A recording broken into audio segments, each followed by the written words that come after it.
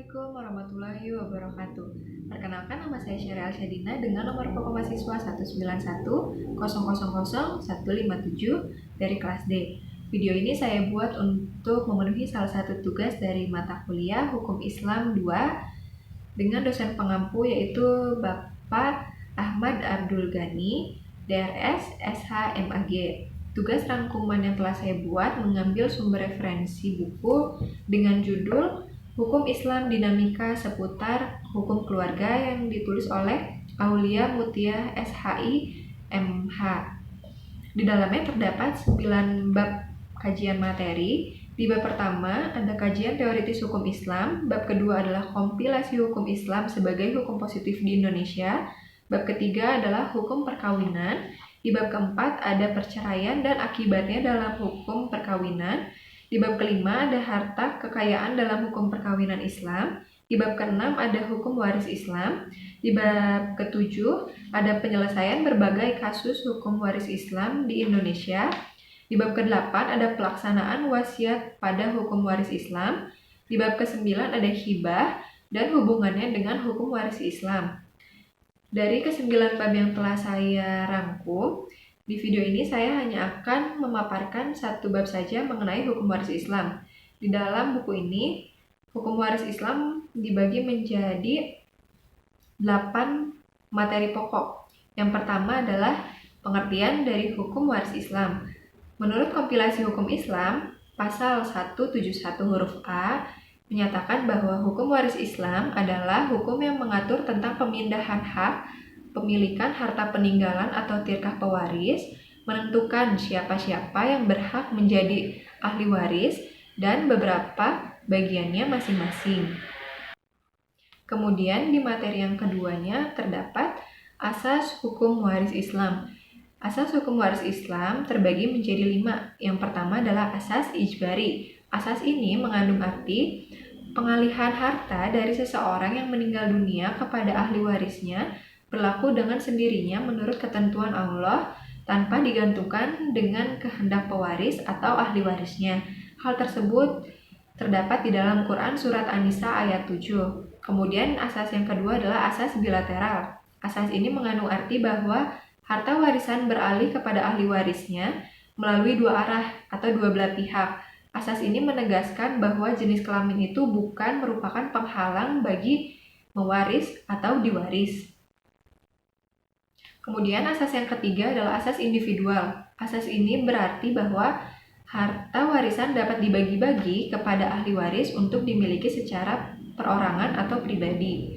Kemudian yang keempat ada asas keadilan berimbang. Asas ini diartikan dengan keseimbangan antara hak dan kewajiban itu harus ditunaikan, serta keseimbangan antara yang diperoleh dengan keperluan dan kegunaannya. Kemudian yang kelima adalah asas mata akibat kematian. Asas ini mengartikan hukum waris Islam hanya mengenal satu bentuk kewarisan, yaitu kewarisan sebagai akibat dari adanya kematian dan tidak mengenal atas dasar wasiat yang dibuat saat pewaris masih hidup. Materi yang ketiga mengenai kewajiban ahli waris terhadap pewaris. Kewajiban ahli waris terhadap pewaris itu terbagi menjadi 3. Yang pertama, kewajibannya mengurus jenazah pewaris. Yang kedua, kewajibannya membayar hutang pewaris. Dan yang ketiga adalah kewajibannya melaksanakan wasiat pewaris. Kemudian di materi yang keempat adalah rukun waris. Rukun waris yang pertama adalah harta warisan. Harta warisan ini adalah harta yang ditinggalkan, yang sudah dikurangi dengan biaya pengurusan jenazah, pembayaran hutang, dan pelaksanaan wasiat. Kemudian rukun waris yang kedua adalah pewaris. Pewaris adalah suatu proses pengalihan hak atas harta dari seseorang yang telah meninggal dunia kepada keluarga yang masih hidup. Kemudian rukun waris yang ketiga adalah ahli waris. Ahli waris adalah orang yang berhak mewarisi karena hubungan kerabat atau nasab, perkawinan dengan pewaris, beragama Islam, dan juga tidak terhalang oleh hukum. Materi selanjutnya yang kelima adalah sebab-sebab kewarisan. Sebab-sebab kewarisan ini ada 2. Yang pertama karena hubungan keturunan atau nasab. Hubungan nasab yang disebabkan oleh proses kelahiran yang dapat mewariskan terbagi menjadi 3 golongan, yaitu furu, ushul, dan hawashi. Kemudian sebab yang kedua adalah hubungan pernikahan. Hubungan pernikahan dengan suami menjadi ahli waris bagi istrinya ada 2 syarat. Yang pertama adalah perkawinannya harus sah menurut hukum Islam, dan yang kedua perkawinan tersebut masih utuh. Materi selanjutnya adalah yang keenam mengenai halangan mewaris. Ada 2 hal yang menjadi halangan mewaris. Yang pertama karena seseorang tersebut membunuh pewarisnya, atau yang kedua adalah orang tersebut murtad. Materi yang ketujuh ini mengenai golongan ahli waris. Golongan ahli waris ini ada 3. Yang pertama ashabul furud, yang kedua adalah asobah. Asobah ini dalam bahasa Arabnya yaitu seseorang dari pihak bapak. Asobah ini terbagi lagi menjadi 3, yaitu adalah asobah binafsi, yang kedua adalah asobah bil goiri, dan yang ketiga adalah asobah ma'al goiri. Kemudian golongan ahli waris yang ketiga adalah zawil arham. Zawil arham ini adalah kerabat jauh yang akan menjadi ahli waris jika tidak ada ahli waris zawil furud dan asobah, yaitu orang-orang yang sebenarnya mempunyai hubungan darah dengan pewaris, namun karena ketentuan nas, jadi tidak diberikan bagiannya.